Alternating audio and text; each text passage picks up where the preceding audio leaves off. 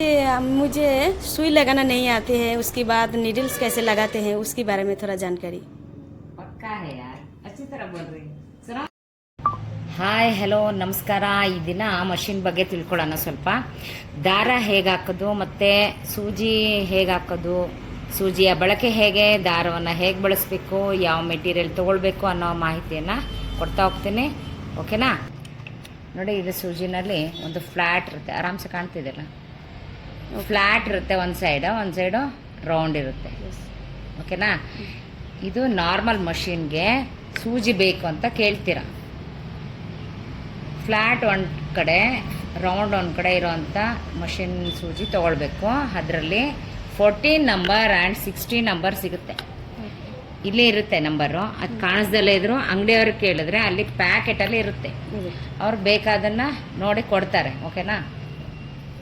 14ನೇ number ಯಾವುದಕ್ಕೆ ತೊಗೊಳ್ಬೇಕಂದ್ರೆ, sensitive cloth ಏನಾದರೂ ನೀವು ಬಳಸ್ತೀರಾ ಅಂದರೆ ಆಗ ಯೂಸ್ ಮಾಡಬೇಕಾಗುತ್ತೆ. ಇದು 16ನೇ ನಂಬರ್ ನಾರ್ಮಲ್ ಎಲ್ಲ ಬಟ್ಟೆಗೂ ಯೂಸ್ ಆಗುತ್ತೆ. ದಪ್ಪದು ಆಗುತ್ತೆ, ತೆಳ್ಳಗಿರೋ ಅಂಥ ಬಟ್ಟೆನೂ ಆಗ್ತದೆ. ಆದರೆ 14ನೇ ನಂಬರ್ ಮಾತ್ರ ತೆಳು ಬಟ್ಟೆಗೆ ಮಾತ್ರ ಬಳಸಬೇಕು.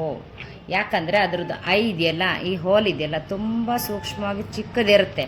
ಅದಕ್ಕೆ ಏನಾಗುತ್ತೆ, ತುಂಬ ಶಾರ್ಪ್ ಇರೋ ಕಾರಣದಿಂದ ಅದು ಡಾಟ್ ಮೀನ್ಸ್ ಸ್ಟಿಚಿಂಗ್ನ ಕಂಟ್ರೋಲ್ ಮಾಡುತ್ತೆ ಮತ್ತು ನಮಗೆ ನೀಟ್ ಫಿನಿಶಿಂಗ್ ಕೊಡುತ್ತೆ. ಯಾವುದು? 14ನೇ ನಂಬರ್ ಸೂಜಿ. ಓಕೆನಾ? ನಾರ್ಮಲ್ ಮಷಿನ್ ನೀಡಲ್ ಕೊಡಿ, ಅದರಲ್ಲಿ 16 ಅಥವಾ 14 ಯಾವ್ದು ನಿಮಗೆ ಯೂಸ್ ಆಗುತ್ತೆ ಅದನ್ನು ನೋಡಿ ಕೇಳಬೇಕು. ಓಕೆನಾ? ಹಿಂಗೆ ಬನ್ನಿ ಸ್ವಲ್ಪ.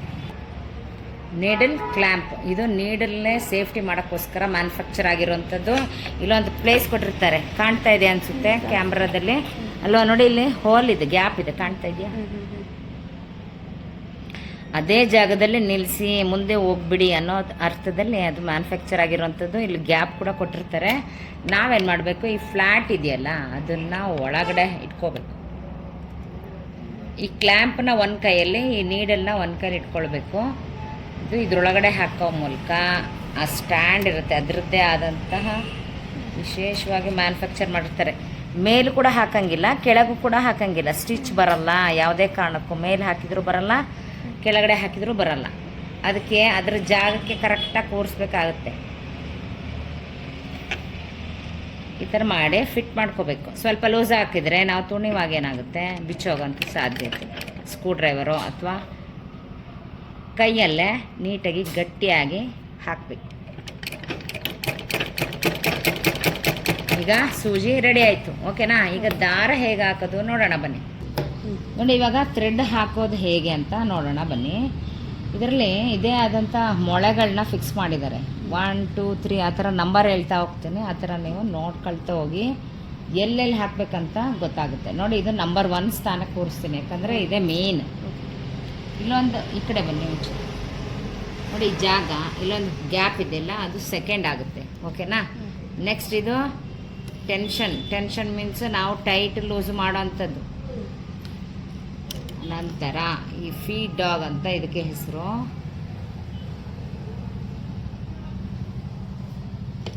ಇದು ಒಂದಾಯಿತು. ಇದು 2, ಇದು ಟೆನ್ಷನ್ ಇಂದ ಒಳಗಡೆ ಅಂತ ಪಾಸ್ ಆಗೋಂಥದ್ದು 3 ಪ್ಲಸ್ ಇದು ಫೀಡ್ ಡಾಗ್ 4, ಮತ್ತು ಇಲ್ಲಿ ಸೈಡಲ್ಲಿ 5. ನೆಕ್ಸ್ಟ್ ಬಂದು ಸೂಜಿಗೆ 6ನೇದು 6 1 ಸೂಜಿಗೆ ಬರುತ್ತೆ. ಓಕೆನಾ? ಇಷ್ಟು ಬಂದು ದಾರವನ್ನು ಹಾಕೋ ರೀತಿ. ಇದನ್ನು ರೆಡಿ ಮಾಡ್ಕೊಳ್ಳೋ ಮೂಲಕ ನಾವು ಬಟ್ಟೆನ ಹೊಲಿಬೇಕಾಗುತ್ತೆ. ಇದು main first method, how to use the thread ಅಂತೇಳಿ. ಮಾಡುವ ಮುಂಚೆ ಫಸ್ಟ್ ನಾವು ಸ್ವಲ್ಪ ಥ್ರೆಡ್ಗೆ ಬೈಂಡ್ ಮಾಡ್ಕೊಳ್ಳೋಕ್ಕೆ ರೆಡಿ ಆಗಬೇಕು. ಸ್ವಲ್ಪ 3-4 ಸುತ್ತನ ಸುತ್ತಬೇಕಾಗುತ್ತೆ, ಯಾಕಂದರೆ ಅದು ಗಟ್ಟಿ ಕೂರಬೇಕು. ಆ ಕಾರಣದಿಂದ ಯಾವುದಾದ್ರು ಸ್ಕ್ರೂ ಡ್ರೈವರ್ ತೊಗೊಂಡು ಅಥವಾ ಯಾವುದಾದ್ರೂ ರೀಫಿಲ್ ತೊಗೊಳ್ಬೋದು. ನಿಮ್ಗೆ ಯಾವುದೋ ಸೂಟಬಲ್ ಈ ಥರ ದೊಡ್ಡದು ಯಾವುದಾದ್ರೂ ವಸ್ತುಗಳನ್ನ ತೊಗೊಳ್ಬೋದು, ರೀಫಿಲ್ ತೊಗೊಳ್ಬೋದು. ಯಾವುದಾದ್ರೂ ಕಡ್ಡಿನೂ ಆಗುತ್ತೆ, ಏನು ತೊಂದರೆ ಇಲ್ಲ. ಯಾವ ಸೂಟ್ ಆಗುತ್ತೆ ಅದನ್ನು ತೊಗೊಳ್ಬೋದು. ಇದನ್ನು ಒತ್ತಿಡಿಯೋ ಮೂಲಕ ನಾವು ಈ ಕಡೆ ಬನ್ನಿ. ಈ ವೀಲ್ಗೆ ಒತ್ತಿಡಿಯೋ ಮೂಲಕ ನಾವೇನು ಮಾಡಬೇಕು, ವೈನ್ ಮಾಡ್ತಾ ಹೋಗಬೇಕು. ವೈನ್ ಮಾಡೋದ್ರೊಟ್ಟಿಗೆ ನಾವು ಶೇಕ್ ಮಾಡಬೇಕು. ಒಂದೇ ಸಮ ಇಟ್ಕೊಂಡ್ರೆ ಏನಾಗುತ್ತೆ, ಒಂದೇ ಕಡೆ ಆಗುತ್ತೆ. ಅದರಿಂದ ಅದ್ರ ಬದಲಿಗೆ ಶೇಕ್ ಮಾಡಬೇಕು. ಶೇಕ್ ಮಾಡ್ತಾ ಮಾಡ್ತಾ ಅದು ನೀಟ್ ಫಿನಿಶಿಂಗ್ ಕೊಡುತ್ತೆ. ನಾವು ಯಾವ ಥರ ಥ್ರೆಡ್ ವೈಂಡಿಂಗ್ ಮಾಡ್ತೀವಿ ಅದ್ರ ಮೇಲೆ ನಮ್ಮ ಸ್ಟಿಚಸ್ ಇರುತ್ತೆ. ಇದರಲ್ಲೇ ಗಂಟು ಲೂಸು ಸ್ಟಿಚ್ ಏನಾದ್ರು ಬಂತು ಅಂದರೆ ನಮ್ಮ ಸ್ಟಿಚಿಂಗಲ್ಲೂ ಪ್ರಾಬ್ಲಮ್ ಆಗುತ್ತೆ. ಆ ಕಾರಣದಿಂದ ಇದು ತುಂಬ ಇಂಪಾರ್ಟೆಂಟ್. ಅದಾದ ನಂತರ ಕಟ್ ಮಾಡಿಬಿಡಿದೆ ನೋಡಿ. ನಾವು ಫುಲ್ಲು ಈ ಬಾಬಿನ್ ಇದೆಯಲ್ಲ ಇದು ಫುಲ್ಲು ನಾವು ವೈಂಡ್ ಮಾಡಬಾರ್ದು. ಫುಲ್ ಮಾಡಿದರೆ ಈ ಬಾಬಿನ್ ಕೇಸ್ ಇದೆಯಲ್ಲ ಇದರಲ್ಲಿ ಸ್ವಲ್ಪ ಡಿಸ್ಟರ್ಬ್ ಆಗುತ್ತೆ ನೋಡಿ. ಈ ಥರ ಮೂಮೆಂಟ್ ಆಗೋದು ನಮಗೆ ಬೇಗ ಬೇಗ ಆಗಲ್ಲ, ಸ್ಟ್ರಕ್ ಆಗುತ್ತೆ. ಟಕ್ ಟಕ್ ಟಕ್ ಅಂತ ಸೌಂಡ್ ಬರುತ್ತೆ ನೋಡಿ. ಇದು ವೈಂಡ್ ಮಾಡೋದನ್ನ ಮುಕ್ಕಾಲು ಭಾಗ ಇನ್ನು ಸ್ವಲ್ಪ ಇದೆ ಅನ್ನಂಗೆ ಸ್ಟಾಪ್ ಮಾಡಬೇಕು. ಸ್ಟಾಪ್ ಮಾಡಿದ ನಂತರ ಹಿಂಗೆ ಹಾಕಿದಾಗ ಈ ಥ್ರೆಡ್ ಔಟ್ ಮಾಡಿದ್ರೆ ಹಿಂಗೆ ಆರಾಮ್ಸೆ ಬರಬೇಕು.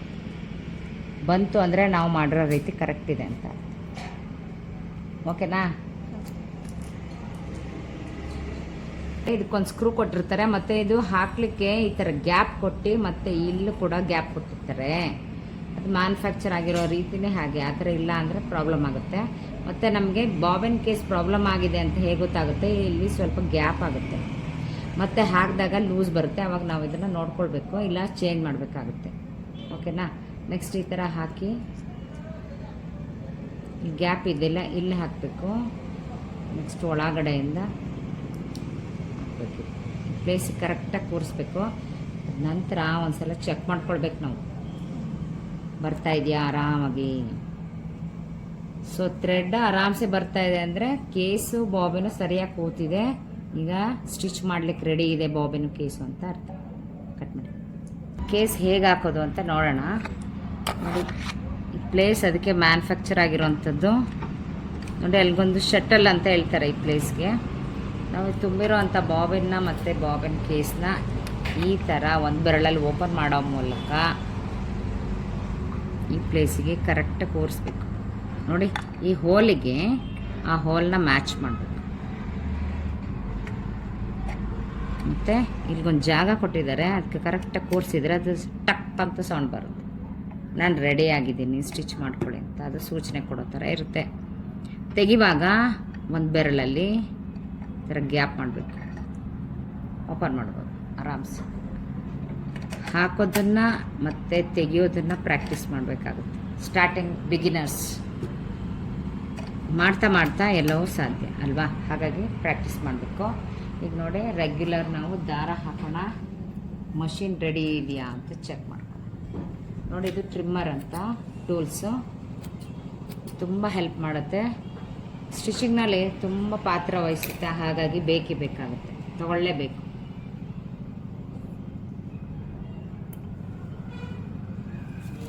ಅದಾದ ನಂತರ ಸೂಜಿಗೆ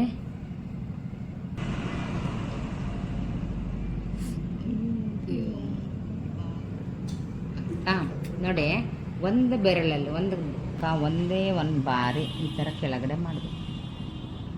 ಕೆಳಗಡೆ ಮಾಡಿದ ನಂತರ ಅದು ಏನು ಮಾಡುತ್ತೆ, ಬಾಬಿನ್ ಕೇಸಿನ ಥ್ರೆಡ್ಡನ್ನು ನಮಗೆ ಮೇಲಕ್ಕೆ ತಂದು ಕೊಡುತ್ತೆ. ಈಗ ಇದು ರೆಡಿ ಇದೆ ಅಂತ ಹೇಳೋದು. ಇದನ್ನು ಕ್ಲೋಸ್ ಮಾಡಿ ವೇಸ್ಟ್ ಕ್ಲಾತ್ ನೋಡಿ ಒಂದ್ಸಲ ಚೆಕ್ ಮಾಡ್ಕೊಳ್ಬೇಕು. ಕ್ಲಾತ್ ಇದೆ ಅಂತ ಒನ್ ಲೇಯರಲ್ಲಿ ಮಾಡಬಾರ್ದು, ಯಾವಾಗಲೂ 2 ಲೇಯರ್ಸಲ್ಲಿ ನಾವು ಚೆಕ್ ಮಾಡಬೇಕಾಗುತ್ತೆ. 2 ಬಟ್ಟೆಗಳನ್ನ ಸೇರಿಸಲಿಕ್ಕೆ ಸ್ಟಿಚ್ ಮಾಡೋವಂಥದ್ದು ಯಾವಾಗಲೂ 2 ಲೇಯರಲ್ಲಿ ಚೆಕ್ ಮಾಡಲಿಕ್ಕಾಗಲಿ ಹೊಲಿಲಿಕ್ಕಾಗಲಿ ಬಳಸಬೇಕು. ಯಾವುದೇ ಕಾರಣಕ್ಕೂ ಕೂಡ ಸಿಂಗಲ್ ಲೇಯರ್ ಬಳಸೋ ಹಾಗಿಲ್ಲ.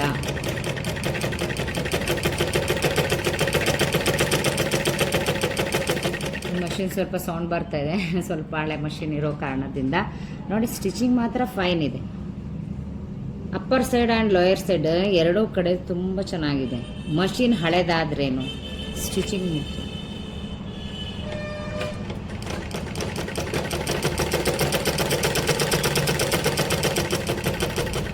ಸ್ಟಿಚಿಂಗ್ ಮಾತ್ರ ಫೈನ್ ಇದೆ ನೋಡಿ. ಈಗ ರೆಡಿ ಇದೆ, ಚೆನ್ನಾಗಿ ಬರ್ತಾಯಿದೆ. ಯಾವುದೇ ಬಟ್ಟೆ ಹೊಲಿವಾಗಲೂ ಕೂಡ ನಾವು ಫಸ್ಟ್ ಚೆಕ್ ಮಾಡಬೇಕಾದದ್ದು ಸ್ಟಿಚಿಂಗ್.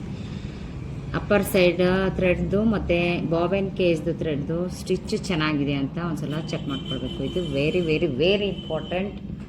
Go to stitching. ಓಕೆನಾ? Thank you for watch.